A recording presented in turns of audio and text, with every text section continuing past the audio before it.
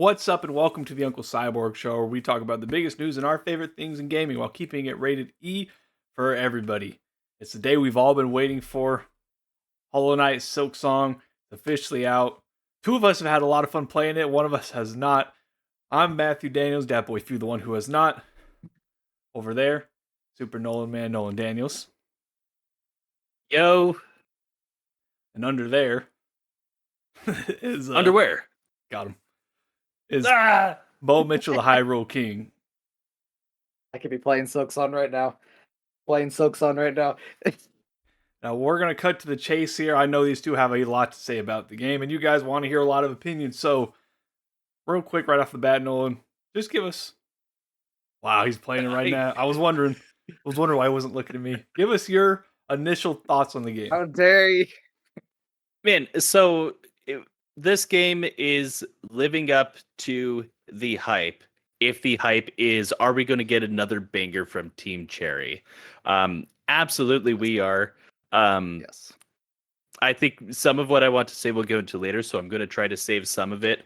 But I mean, what a fantastic follow-up so far. I will say that I think Bo and I are in similar places. He's just a little bit further ahead than me. But we're basically at the beginning of the mid game is where we are.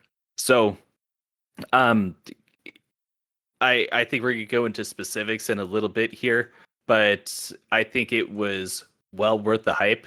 They've done a pretty incredible thing here. But I want to temper that a little bit. But we'll come back to that later. I think I might have a similar feeling. Because at the moment, it's like, man, this game is so great. Like, I'm over the moon, like, so happy that this game finally came out. But there is that little part of me that's like, why did it take that long?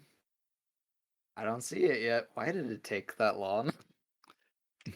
Yeah, but that's a big question everybody's been asking because why did it take that long? Because this was what showed up. Was it 2017 that this was? Was it 2018? Oh, no, 2019 was 2019. the.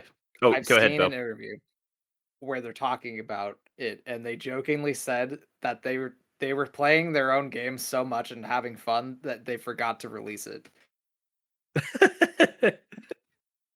Which is like, you know what? Fair. I'd probably do the same thing, but I'm also really mad at you. Yeah. Losing track of time, I think, is a big thing, especially when you just got three people, you don't have management telling you what to do. I just wish they communicated more, man. It's like, it could be argued that the anticipation for this game is because of the lack of communication and it people being every single time any kind of announcement of anything was done, everybody's like, where's Silksong? Then all the non-believers, when the rapture happened, they knew what it was. Hey, remember, shout out to Gabe, man. At the very beginning of the channel, he was commented, "Hey, man, Silksong's coming out this year." So shout out to him. And I guess that's the best place to start is, it did take, 6 years from the initial announcement to actually get it in your hands. And while you're playing it, and is it more the game is fun and it is really good, or is it more like I'm just happy to have it after, if you ain't eaten in 6 years, anything's going to taste good. Except for Arby's. So if I can go in first on this, I think there's both, and I don't think that's a problem that it's both. I think for one, yes, we're excited because we're excited to return to the world of Hollow Knight. Even though we're not returned to Hollow Nest, and this is a very different place with a very different kind of layout, and very different characters. I think there is a part of me that is just excited that it's finally here. The thing I've been anticipating, I'm playing it, and I do come back to that every here and there. But this game does stand up on its own merit, detached from Hollow Knight as well. You're going to be hard pressed to find anything of this quality across the board. Yeah. I'd say how I would describe it is like when I first went into it, I had that hype level that got me through. Like, I'll be fully honest, going back, like, I've been back to some of the earlier areas for like side quests and stuff. Some of the earlier areas, they're not as cool as like where I'm at right now. The spot where I'm at right now is like, oh man, this is amazing. Like this is what I was expecting. Love it. Like love this Obviously, area. we're gonna keep things as spoiler light Yeah, as I'm not possible. Like we're not spoiling. we're not gonna spoil like plot or anything like that or big secrets. But I feel it's fair to name drop. Have you gone past Greymore and the big boss there? Yes. Yeah, So you're in the very next Greymore is what area. I'm talking about. Okay, gotcha. Like Greymore just in general was like, yes, this is like the vibe I wanted to see Well, from because here's the sequel to Hollow Knight. well, here's the thing. Did you feel like Greymore was not necessarily tonally, but do you feel like Greymore might be this game's City of Tears moment? I could see that, yeah. Because you're trying to this isn't really much of a spoiler. You're trying to ascend to get higher, and you get up to this place, and you have this moment of like, whoa, we're here now, kind of a moment. So it might be like this game's City of Tears. Mm-hmm. The other stuff is cool. Like I liked the what is the Deep Depths? Is that what it's called? Are you You know talking what I'm about the talking deep about. ducks? Where it's Deep Docks. Thank you. Mhm. You. That part was okay. Um, this is where the game, and like even past this point, like I'm in the next area after that, and it's like okay, the areas are feeling a lot better to me. Mm-hmm. So, I'm being cautious about how much to go into this because I yeah, don't I'm know trying the to order of Matthew's say names questions and here. not Yeah. describe. So Something to bounce on that could, because you guys saying, even before we started recording, you said it, it started one way and then it snowballed and it got, a lot better. Not that the beginning stuff was bad or anything, but you think that could be something, Yeah, because I know this was originally supposed to be an expansion. Could that be maybe part of that initial stuff that you're it could doing be. is more of that, I guess, Hollow Knight versus like how different is there a noticeable difference between like the initial, like what's exactly makes it feel a little better as you get later on into the game? so I can speak for myself, having just come off of playing through the first act of Hollow Knight. Yeah. Basically, for Bo, I basically got done with the wasting there. Um, so I just played a pretty hefty amount of Hollow Knight coming into this, so that I'd be able to compare easily, but not so much that I'd get burnt out, right? And it is a very different play style. And I think it is the play style is what really took their time here. Um, I get again. There's so much to talk about with this, so I'm trying to make sure I don't skip too far ahead, um, because I know that Bo would want to talk about some of this as well. But I think the main reason that it takes a while to pick up is because yes, this started out as a DLC, and I feel like that early area honestly could probably just use a little bit of revision. Um, Yeah, I I think the intro to Hollow Knight might be a little bit better. So the reason for a lot of it is I think that this is far more heavily emphasizing action platformer versus that very traditional Metroidvania feel. For sure. You Yeah. start to get it where we are in the game. You start to get a little bit more of it, and I'm hopeful that we're going to continue to see more of it as the world expands. But this world doesn't expand in the same way because you basically can go only up. There is some x-axis to this map as well. It's not just y-axis, but the way that this it's almost the in a sense it's almost the opposite of Hollow Knight, where you start at the top and you're working way down and out. But It is this kind of the doesn't opposite, yeah. branch quite as much, and it feels very linear as you're going through. You don't have as It's many pretty linear. options of where you can go. Granted, City of Tears is the moment where you finally get the okay, everything's opened up. You can basically go anywhere at this point in Hollow Knight, and it seems to me, based on where I am, that Greymore, is that what it's called? Greymore. Greymore is going to be that. It's hard to say though. Maybe Bo can speak to that better. But to me, Well, I I'm feel just like gonna shoot that down right now. okay, so that's how it's It's going not. on. Okay, so No, so it's still pretty linear. Which, yeah, that for some people they might not be as into that. yeah. I think it still works really But well to a because there's counter still a lot of that really good game design there. to a counterpoint, could that have been? Again, I only played about like an hour or two of the first one. Could that be? Is it? Does it feel like a decision to maybe kind of open the game to a wider audience? I don't think so. Okay. I feel like I they're don't think so doubling either. down a little bit myself because here's the thing: this game is significantly more difficult than Hollow Knight. Now I'm going to leave the Hollow Knight DLC alone because that's its own beast. I'm not going to talk on that at all. But if you're comparing the two intros of these games, I know people had a tough time with that Hollow Knight intro. I know it's not easy, but it is a far cry from Silksong's intro. Granted, Silksong has a little bit more of a complex combat style, and it's not even necessarily that you're overwhelmed with all these different things you can do because it does progress very slowly. But you're you're We were kind of talking they about it earlier, where it feels like the difficulty is placed like almost at the middle of where Hollow Knight's difficulty is. Yeah. From the get go. Yeah. you have Sorry, that. So no, it's you're good. Once you get past that very opening area and you start to move out from there, things are dealing like 2 hits of damage by default. Um, and there's so many things that are dealing that much damage.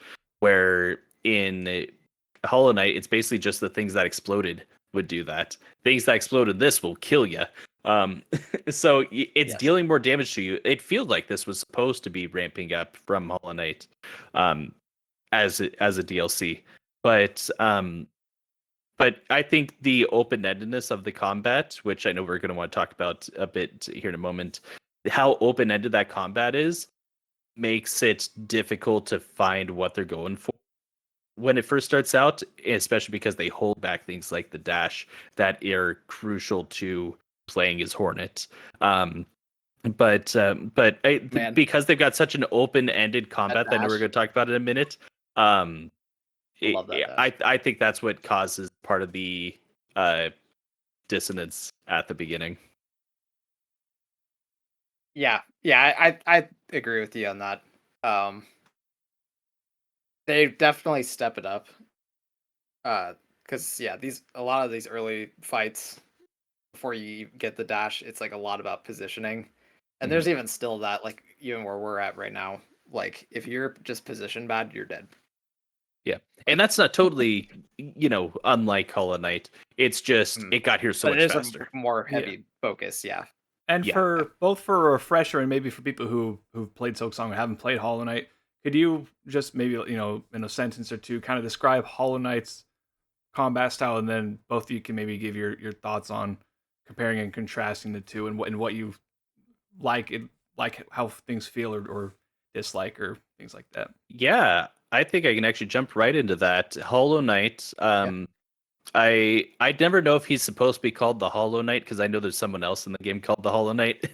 Or if I've also heard him called the Ghost. So I'm just going to call him the Ghost, and I'm sorry, chat, if I'm getting that wrong. But the Ghost, he plays as the small but mighty trope, where you do a pretty decent amount of damage. You can do things to increase your damage. You don't start out crazy fast, but you're very floaty. And as you go into Apparently combat, it's just you're called the Knight. unlocking skills. What's that? Just looked it up. He's called Just the Knight. Cool. Okay, the Knight. So the Knight is small but mighty, and as you unlock things for him, you can use basically anything at any time. You use soul in that game. Basically, you collect soul from everything. Basically, it's just life source, and you get some real power moves out of that. Hornet is not powerful. Hornet has a very unique slate of skills, but also you can't access all of those skills. The big thing with this game is you only have a few skills at a time, and you actually have multiple, I would call them stances, that you can like choose from. slots that you can Yeah, choose. well, yeah, you have interchangeable slots, but each stance has its own set of slots, so you can equip this attack, this brooch, medallion, whatever, to this, and then when you go to a bench, if you want to, you can switch over to another style. I got a collectible that actually lets me play just like Hollow Knight, so I can do the traditional nail bounce and stuff like that. And I get quicker combat that feels like it's doing. It's not, because Hornet is not as strong as the Knight. It takes more hits to take things out, but you're a whole lot faster. So this game, it does not make you powerful, but your movement is pretty crazy. And that's what I'm fighting the most. That the way that you move through this world is its secret sauce. But you're very distinctly lacking the power and the wide array of skills available to you at any moment that you had in Hull. Yeah, that's actually something I've been thinking in the back of my head is like, are we ever gonna upgrade the weapon? Because if so, that'd be really nice. Right? I'm so tired of how long it takes to take down some of these basic bugs. Yeah, and I think that's intentional because it's definitely more of the, quick style combat, like pick your battles, that kind of thing. And Matthew, when I tell you that there is an entire optional area that I didn't realize was optional, there's an entire optional area where on every screen there will be 2 or 3 enemies that have as much health as some of the Hollow Knight bosses. Wow. And they fly. And they're fast. They fly now. Yes. Some of them fly, some of them burrow into the ground and stuff like that. I'm talking about that area the Hunter's March. Yeah. Especially that when they lock you in the room with them. Oh my word. Still not as bad as the one in Greymore. So this I managed to beat that one in my second try, but that Greymore one, man. So whereas Hollow Knight is more, at least again from when I played, it's more kind of waiting for your time and getting your hits in, and then it's a little more patient. This one is more death by 1,000 cuts, literally. So, Bo might feel differently about this one. I feel like it's just more punishing, not moving where you need to be fast enough. Where Hollow Knight, you could just kind of stand on the outside of the thing and then jump in. There's just too much going on. But granted, you can move a lot better as Hornet than you could as the Knight. So it makes sense. That's kind of what I was alluding to. But when I said like pick your battles, that's kind of how I've been playing it. Yeah, like she's so fast, you just kind of pick like, okay, this enemy's right here right now. This other enemy's right here. I'm gonna run over to him, slash him, then turn back, hit the other one. Like, yeah. That's kind of how I've been playing. And is that so overall? Like, what's your guys's? Are you fans of it? Do you kind of wish it was a little more traditional? Yeah. I'll let Bo go first here. I think this is the perfect sequel to Hollow Knight. Like, Hollow Knight gives this specific feel, and I'm always gonna love it for that. This one is like just a different kind of flavor of Hollow Knight, and it definitely scratches an itch that I didn't even realize I had for Hollow Knight. And I'm digging every moment of it. I have a weird feeling, personally. I haven't finished it yet. Maybe I'll feel differently after I finish it. I have a feeling I might like Hollow Knight more when I'm done. It's because I tend to like Metroidvanias better, personally. Mm-hmm. But this is still gonna be like, right there kind of a thing. Yeah. Different kind of game for a different kind of mood. I feel that, and I'm with you. We're way too early to be giving a final score on this, but just so people have an idea of tonally where I am on this, Hollow Knight is an all-time game for me. Hollow Knight is a 10 out of 10. It's in my top. It's in my top 10-ish games of all time. So that's important thing to know about Hollow Knight. This, if I were to be giving something based off of what I'm feeling now, I'd be giving this game like a 9 out of 10. Which is still an amazing game, but like this is about it's right below Expedition 33 right now. Except where most people are on Expedition 33. Let me put it that way, because I'm enjoying this more than I enjoyed Expedition 33. But That's beside the point. Anyways, and for me, it is the Metroidvania element being a big part of that. Hollow Knight was maybe even the perfect Metroidvania. Hollow Nest was the Definitely one of the best. best ones. I mean, there's a reason that it was like one of our. There's a reason that it had such a high spot in our top 10 maps of all time. It absolutely deserves that spot, and it branches out at just the right time, but it has that Metroidvania lock and key element, not just what this game has been doing, which is this door is locked. All that means is that you have to jump up a level, go a little bit further, drop down, and then come back to it, and it's just that rinse and repeat every time. The only time I've had to like where I've been locked out of something, because I needed a certain attack, was just unlocking the fast travel.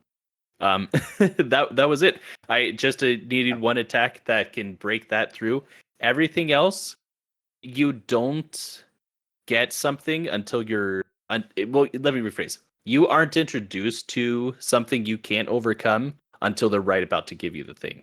They give that too soon. So for example, you get this floating ability, this hover, and you have these gusts that'll shoot you up and things like that. And you have these long distance that you have to float, and you don't get introduced to that until literally like 10 screens before. Like I had the ability within 30 minutes of that. Like and this is playing long sections here. Like I'm getting my butt kicked at parts. So so there's no need for me to now go back that I have that hover ability or anything like that. There's no new areas to get to, and that's the heart of a Metroidvania in a lot of ways. It's the one time I'm okay with backtracking, and the only thing I'm backtracking for is just to get to the merchant. And that actually takes into the next thing I was going to get into. And I listen to you guys, it sounds like I'm going to know my answer, but to me, for my experience with Hollow Knight, I was able to beat through the first things, and then I was kind of in like I don't know what like the grassy jungly area is. That's what I got to. So I was able to beat. I assume I've completed the first like actual section of the game, and so to me, what was fun, even though we were just kind of between a lot of stuff, and it was hard, and I didn't want to play another hard game after we were just finishing stuff. But what was fun to me was the initial like paired with the backgrounds and the character designs and the music. It was kind of like I was on my own like adventure, and I didn't know what I was gonna find. Obviously, you don't have the map to see what's up next, and you get into a room and you don't quite know what to do, and then you figure it out doing something else, and you come back and it's kind of a your own little adventure unfolding as you're going through and exploring what all the map does and all your abilities can be used and whatnot.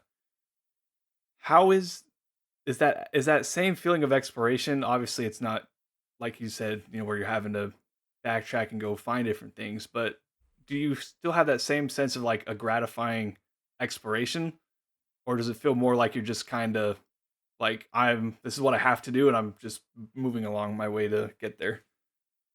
I think I'll take this one if that's all right. There's some rooms where I'd say yes, but it's definitely less than Hollow Knight. To the point where, like if you look at the map, like no joke, it's like here's one area, solid line, here's another area, solid line, here's another area. Then it goes up, solid, here's another area, then there's another one up here. Yeah. Right. So like you can only do so much with that, right? Yeah. I kind of wish that they would have had a little bit of like, you're going up and like, oh, the pass block this way, so you got to go to the right, and then like, oh, there's a secret passageway that goes down, and then you get around. Yeah. That's my favorite. And you get a couple of them, except you already know that it's going to be there because they hinted at it some way. Because you came against this cage, it's exactly, and then you like went back, you shot up, you shoot over, you go right back down, you go back over, and you unlock the thing. Every time that I've had to do it, I've had a really good idea of where to go. Good, yeah, at the very least, Yeah, platforming is good, and Their remind general me. level design is there. They just didn't interconnect it as well as they did in Hollow Knight. Yeah. Yeah, Probably and the Matthew, TLDR version. could you remind me of your question again, if you So still remember? essentially I was saying the best part of Hollow Knight for me was it felt like I was on like an adventure and I Oh, was thank you. discovering everything. Yes, thank you. This is not the open-ended exploration of Hollow Knight. Now, Hollow Knight, you eventually got like a little thing of like, hey, go to this place. Except you were able to get to that location at the very beginning of the game. You just have to go around the world and find out what you need to be able to open that place. In this one, it is a journey to a specific point. You're going up. Your goal is to get up there. And thematically, they have this really set up in a way that it is just about a direct, measurable journey, which is absolutely not what Hollow Knight was. Hollow Knight Yeah. was all an exploration, To be find the fair, secrets of this world. yeah, So I think this is shorter than Hollow Knight, what's that? judging by what they want you to do. So thinks it's I don't shorter. think that they. Yes. We'll see. Could be. Well, spoiler: there is a trophy for beating it in 100% in 30 hours. So Which there's no way you could do that in Hollow Knight 1. Well, Hollow Knight has it for was it a Steam trophy? Someone shared today because they were saying how much that they were expecting this to be 50% bigger because Hollow Knight has it for 20 hours. I think that's just on Steam though. Does it really? Wow. I guess I just take my time with that game. Maybe that's part of the problem. Yeah, but they also don't count every literal moment. They only count the moments where you don't die, just like Metroid. But anyways, so I compare this a lot more to a Celeste, in terms of the progression, where you are, and thematically it really makes sense because the one thing that they've done great about is the characters and story being so facing but not in your face. And you have these pilgrims who are all trying to reach this, I will just say summit for lack of a better way to put it. All these pilgrims trying to reach the summit, and you have some of them going along on this journey with you. You have recurring people, and they say, "Yeah, look how far we've each made it up here." Almost a little bit like the Shadow of the Erd Tree, where you have all these people show up. They're like, "Yeah, we're all here to find Mikola." Granted, totally different context here, but that same idea that you have a couple recurring characters where you're like kind of sharing about how each other's journey is going, like that and stuff like that. So very different tone, and I think that this map matches that tone. But for someone who was expecting another Hollow Nest, I find it to be lacking in that way. And that comes back, I think, to what you were saying about communication, because over the 6 years, if they're giving you more, hey, we're going to a different, we had our fun with Hollow Knight. You guys explored Hollow Nest. It's time to do something else. We're not going to be able to recreate lightning in a bottle twice. So we're going to go and it's going to be like this. I feel like maybe that could have been a little better, if they I'm going to call them out and say I think they could have done it twice. Because these guys are so talented. I think they could have done it again. Yeah. Yeah. And I'm curious if they're still going to do it. I hope they just don't, just down in the in those early areas, I just can't see where the expansion is there. And in Hollow Knight, you can see the expansion, you can see the interconnectivity of anything. I mean, there's a reason the Crossroads is called the Crossroads, because literally you can get to almost anywhere in the game from the starting area, as long as you have the tools to do so. That is absolutely not the case here, though. That is definitely what you can see with this is, it started out as a DLC. I think that the bones of that DLC are definitely still there. Yeah. Which is ironic because they were like, oh, this started as a DLC and it turned into something bigger. It's like, did it though? Yeah, well, and that's how I feel this. This feels like a DLC. This feels like Challenge Room. And I'm with you. I think that those bones are there, and this Frankenstein that they created out of it can't really escape that. They really needed to get a different framework at some point and kind of start ground zero. Say, okay, we clearly have so many ideas here. Let's go back to the beginning here instead of continuing to build off of what we've already done here, because that's what this feels like. Now again, I'm holding out hope that it'll expand and break out the way that we want it to, and we do get like Hollowness 2.0, or we get something better than that. But this is not the Hollow Knight remains the quintessential Metroidvania in terms of your lock and key, in terms of your open expanding exploration. And this is just a super solid 2D action platform with a lot of Metroidvania elements. And there's a lot of games that have great combat now. I mean, we just had Shinobi Revengeance or whatever. Yeah, Art of Vengeance. And then Art of Vengeance. And I mean, Bo just got done playing Nine Soul, which has some incredible combat. Yes. So Hollow Knight, the world of Hollow Knight and the progression is what sets that game apart, even though it also has some killer combat as well. So that's where I fall on this so far, us being about a third of the way through the game, maybe a little more. And as we wrap up here, Bo, what are you about feeling the same, or where are you sitting right now? Yeah, I'm definitely feeling the same. I mean, I kind of said it in some regard where it's like, Hollow Knight is at this special place for me where at the moment, I don't see where this is gonna hit that point. Even if it opens up and like starts branching out, it's like, okay, we had that section where it was just super linear still, Yeah. But even with that, I think this is, an excellent game, and I'm having a ton of fun with it so far. Yeah, it's scratching that itch, even if it's not quite getting all the hard to reach places. Yeah, it sounded like that's a great analogy. It's like the kid who's he's a multimillionaire, but his older brother's a billionaire.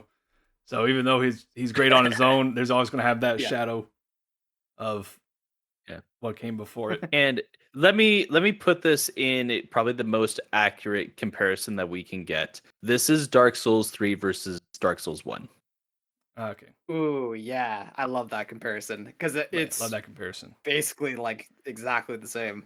Because you get there is a cinematicism here that was not as present in Hollow Knight. You had moments of it. You have your little crawl. You have your reaching the City of Tears and a couple other spots.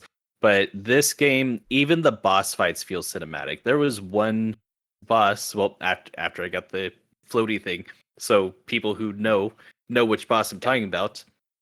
There was a boss that came out that the way that it shows up is super cool because it's through an area that you've passed through 100 times, and then suddenly he's just there, and then you have this really killer fight. I mean, fantastic. The music is perfect, visually stunning.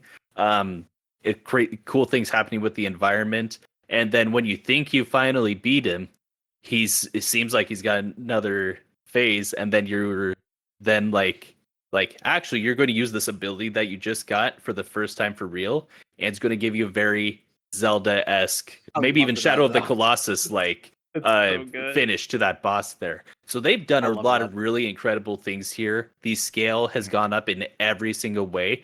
It's just not Return to Lordran, whatever the the Hollow Nest, so that's how I compare this to. And feel that I love. And there's a ton of people who swear by Dark Souls 3 being the best Dark Souls. So I think there's going to be a lot of people that say, yes, Silksong is my jam. It is my goat. But I've always been a Dark Souls 1 guy myself. Yeah, I think that's a perfect analogy because it's like basically the same. Where like, Dark Souls 3 has some interconnectivity, but it's super linear. And then you just have Dark Souls 1 where it literally is like this interconnected world. Yeah. It's the exact perfect analogy. Well, before we wrap it up, can we have like 30 seconds to gush about a couple things here? Because I think we both just want to rapid fire some really cool. Go ahead. The dash is so good. You can literally turn. So if you just hold the dash button down, you literally just run, and you run so fast, which was the number one issue of Hollow Knight. Granted, later on, you got a thing that let you kind of shoot off in one direction as long as you didn't hit anything. as much as that's cool, this dash is perfect, and you get a higher jump when you go off of it. That's also cool. I think having the different forms of combat as the game expands, I think we're going to get several more of those. I've only got the Hunter's Mark right now that gives you the Hollow Knight style of combat. But I think that's really cool. I think that making sure that you can do every boss without regards to what combat style you have, because again, they kind of limit you quite a bit. Yeah. You have different mechanics. You can't do the sideways dive that if you've got the Hunter's Mark on. It changes it up for you. I can't imagine trying to get to that one really cool that you get in Greymore with the Hollow Knight, pin jump, nail jump, which I'm sure somebody will do it, but I couldn't imagine having to do it that way because it feels like it's built around her way. But they've got to now make everything doable based on which path you decide to go off. So I think that's probably a big portion of why this took a long time, was making sure that, okay, if we're going to commit to these different combat styles and having this slew of different options that radically transform the way you approach this game, are they all going to work? Yeah, I feel a similar way where, they have this really unique system where you can change literally how you're playing the game, basically. And they have to fit the entire world to that. So I think it's pretty impressive that they were able to get it to work as well as they did. And they have like all these like great moves. Shout outs to the like floating has saved my butt platforming so many times in this particular area I'm in right now. Because it's just like super far platforms where I'm at right now. And there's been a couple times where it's like, oh, I missed, and then I just float a little bit, like, yes, I made it. So yeah, I love that. And yeah, I'm hopeful that there's some more like challenging. I will say I was kind of, once it was more platform focused, I was hopeful it was gonna be a lot harder platforming. Yeah. Which I mean, getting that one. Maybe I'm in the minority there. Well, yeah. So I'll say there's a couple of parts that I thought were difficult platforming wise, and I think most people are going to agree with me that Hunter's March has some really crazy platforming expectations. Although once you get out of that, you come out of that really good at it, and then suddenly you beat that stupid bird slug in the Greymore, and then you have that crazy challenge to unlock a very specific ability of Hornets. Which also fantastic that's here. They've done a really great job, by the way, of giving you Hornets abilities from Hollow Knight. She plays exactly the way that because you fight her and sometimes fight alongside her in Hollow Knight, and you're playing as the boss now. Yeah.